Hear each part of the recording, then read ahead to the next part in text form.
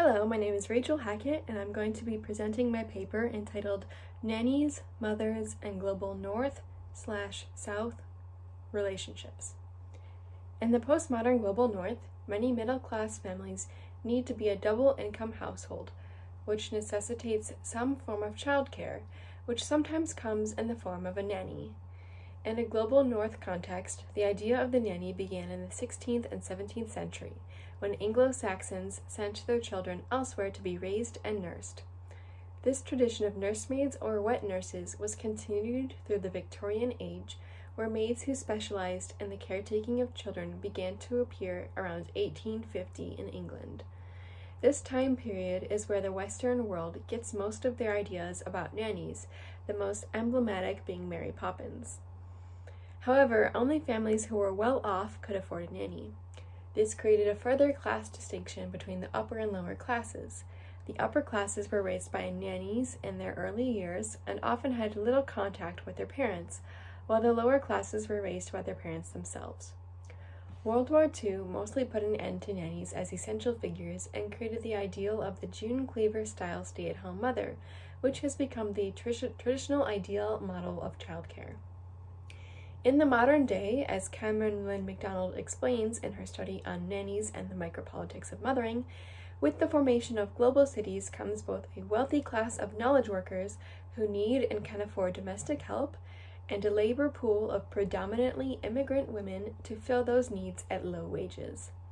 This paper will discuss the phenomenon of nannies as childcare in Alfonso Cuarón's 2018 film Roma and Leila Slimani's 2016 novel Chanson Douce. The purpose of studying these two works together is to discuss the phenomena of nannies and the relationship between nannies and mothers, especially in a global South context. Both Roma and Chanson Douce take place in the global cities of Mexico City and Paris, where members of the global South and North frequently come in contact.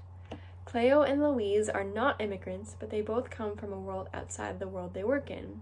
Cleo is an indigenous woman from a village in Oaxaca who works in the wealthy neighborhood of Roma, and Louise, although she's white, is from a poor Paris suburb, yet works in one of the wealthiest Parisian arrondissements. Thus, because of their global class and geographical positions in a global city, Cleo and Louise could both be considered members of the global South. This essay begins by examining the relationships between nannies and mothers in Leila Slimani's Chanson Douce and Alfonso Cuarón's film Roma. The entangled histories of the global South have come to affect the female relationships in global North, especially relationships imbued with familial and class tension. Since the caretaking that nannies do does not produce a money-making object, the positions of nannies are less valued, yet they are put in the position of a family member and must deal with many contradictory demands. Chanson Douce shows an example of a female relationship that can be sabotaged by the unfortunate circumstances faced by women as a result of patriarchy and misogyny, and Roma shows an example of a female relationship that can be encouraged by these unfortunate circumstances. Roma, a 2018 Netflix film directed by Alfonso Cuarón, tells the story of Cleo Guitares, an indigenous woman from Oaxaca, serving as live-in, nanny, maid, and cook for Sofia, Antonio, Teresa, and their 4 young children. The family lives in an upper-class neighborhood of Mexico City known as Roma, and Antonio works as a doctor, although he is often away from the family home. Eventually, Antonio leaves his family, but Sofia avoids telling the children this for as long as possible. The film focuses on both Cleo's life serving the family and her life outside the family home, including her relationship with her boyfriend Fermin. The French novel Chanson Douce by Leila Slimani tells the story of the Massé family, Miriam, who is a Moroccan immigrant, Paul, a French native, and their 2 children named Mila and Adam. The novel opens with the foreboding sentence, Le bébé est mort, the baby is dead. The first chapter is a short sketch of a horrifying murder scene in which Louise, the nanny, has killed the children entrusted to her care. The rest of the novel tells the story of how this tragic situation came to be. Since both Cleo and Louise are both members of the global South, it must mean that their employers are members of the global North, since they have access to the wealth and privilege needed to employ domestic workers and to have jobs in the knowledge economy. Yet, this positioning needs more explanation since both Miriam and Sophia have roots in colonial history. Since it is mostly immigrant workers who work as nannies, or domestic workers more generally, it might initially make more sense to position Miriam as a member of the Global South, since she is an immigrant from Morocco and indeed still affected by racism. There is one brief incident in the novel where Miriam has decided to hire a nanny, and she visits a nanny agency where the manager experiences racism against her. Yet, this incident does not stop Miriam from being discriminatory in her own search. She and Paul decided not to hire a nanny who is an illegal immigrant, since she might be afraid to call the police or hospital if there is an emergency, for fear that she will be discovered and deported. Miriam even rejects hiring a Maghreb nanny, even when Paul suggests that it might be nice to do so, since she could speak to the children in Arabic, since Miriam refuses to do this. As Miriam explains, she was always suspicious of what they called the solidarity of immigrants. Miriam is instead aligned with the Global North because she refuses to acknowledge this solidarity and wants nothing to do with her Moroccan background. This alignment is indicated in the novel because she does not want to hire a Moroccan nanny and because of her jealousy of her friend Emma's family. She envies Emma's perfect family with her blonde children and their perfect family photographs posted on social media. She has instead embraced a sense of globalized being where the world has become a single place. The access to technology, education, and information services and markets of global capitalism, as well as globalization in general, have allowed Miriam the privilege to work as a lawyer and be in a position of power, even as an immigrant herself. Miriam's reluctance to hire a Moroccan nanny aligns with Cameron Lynn McDonald's study on nannies in the book entitled Shadow Mothers, Nannies, Au Pairs, and the Micropolitics of Mothering, part of which involved interviewing women about what characteristics or qualities they looked for when hiring a nanny. The study found that women hiring nannies did not seek either to establish a status hierarchy or to maintain ethnic similarity, yet they looked for a specific set of ethnic markers. They associated particular languages, demeanor, values, and so on with particular groups of people. The hiring of nannies based on certain ethnic markers is something that is interesting when considering the Massey's process for hiring their nanny.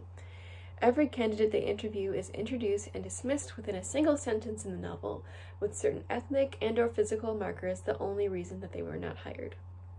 Likewise, since Sophia is from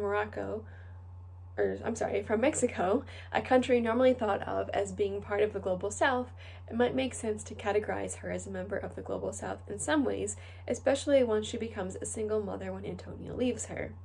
Yet, because of her wealth and position in relation to Cleo, for the purposes of this paper, she is a member of the Global North. Even though it was out of the ordinary to be a divorced woman in Catholic Mexico, especially during the 1970s when the film was set, Sophia is still able to exist as a member of a bourgeois class and maintain the economic status quo of her family. She's able to get a full-time job at a publishing house.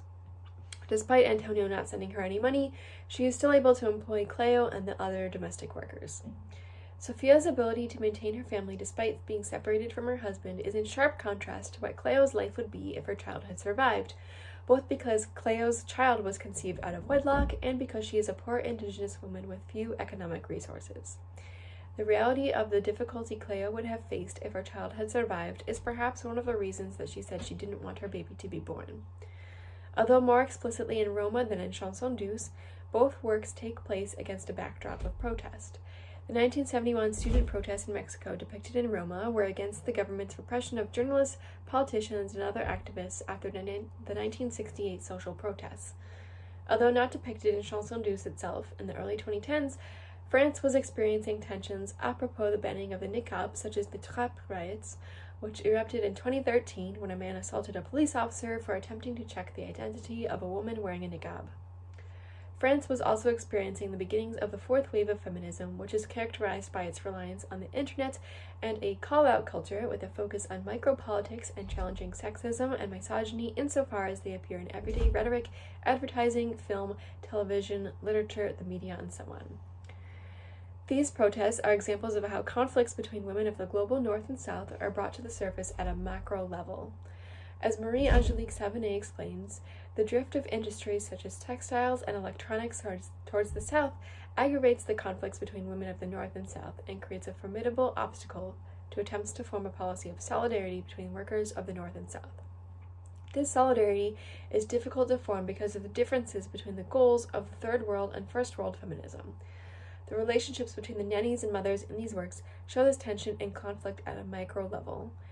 Even though Louise and Cleo do not work in the textile or electronic industries, they likely have friends and family members who work in these areas, and thus are more likely to be affected by changes to these industries.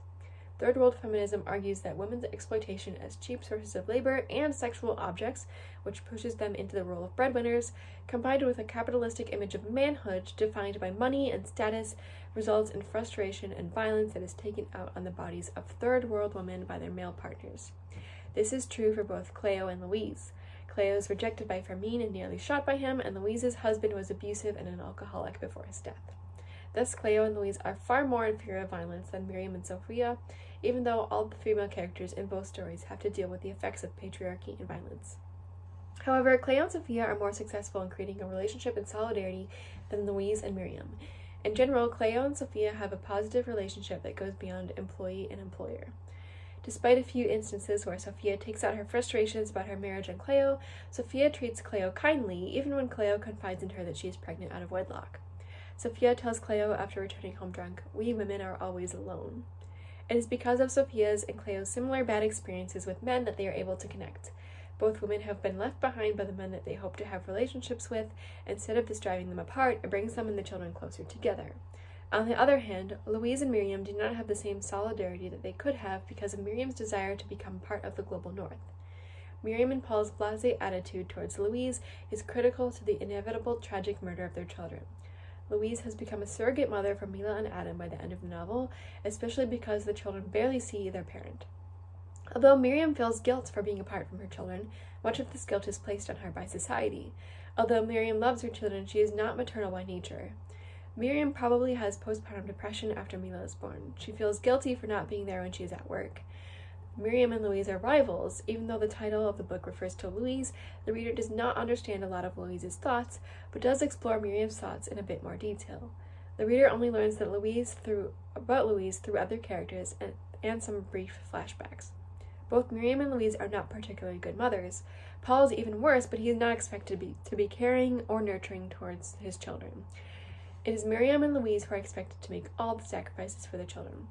As a result of Miriam's guilt about letting another woman taking over the childcare and because of the resulting tension, Miriam and Louise have a deteriorating relationship that perhaps contributes to the murder of the children. The liminal position of nannies as employees, yet also pseudo-family members, is exacerbated by global North and South class tensions. By examining the relationships between nannies and mothers, we can see how solidarity between women of the global South and North can be affected by patriarchy and misogyny. For Cleo and Sophia, this has a positive effect, and for Louise and Miriam, it has a negative effect and contributes to the tragic deaths of Matthew children. Thank you.